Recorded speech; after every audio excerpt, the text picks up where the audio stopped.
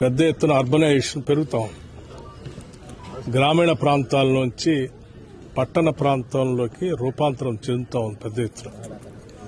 ఈ అర్బనైజేషన్ పెరుగుతున్నటువంటి క్రమంలో గ్లోబలైజేషన్ దృష్టిలో పెట్టుకుని ఈ ప్రపంచంతో పోటీ పడటానికి కావలసినటువంటి మౌలిక వసతులన్నింటినీ కూడా ఒక ప్రణాళికాబద్దంగా ఈరోజు రాష్ట్ర ప్రభుత్వం క్యూర్ ప్యూర్ రేర్ అని, అంటే core urban reason economy, peri urban reason economy, rural agriculture economy, దాన్ని దృష్టిలో పెట్టుకుని అనేక రకాలైనటువంటి ప్రణాళికలు తయారు చేసుకుంటూ 2047 కల్లా ఒక మన తెలంగాణ విజన్ డాక్యుమెంట్ మేము రిలీజ్ చేయడం కూడా జరిగింది.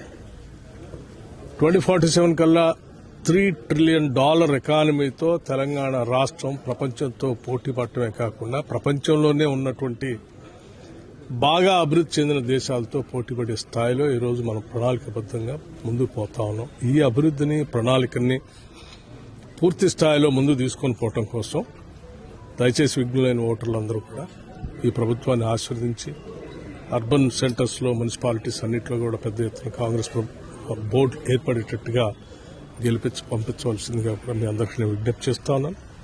రాష్ట్ర ముఖ్యమంత్రి శ్రీ రేవంత్ రెడ్డి గారు, కేబినెట్ సహచరులు అందరూ కూడా ఈరోజు రాష్ట్ర అభివృద్ధి కోసం ప్రణాళికాబద్దంగా ముందుకు పోతా ఉన్నారు.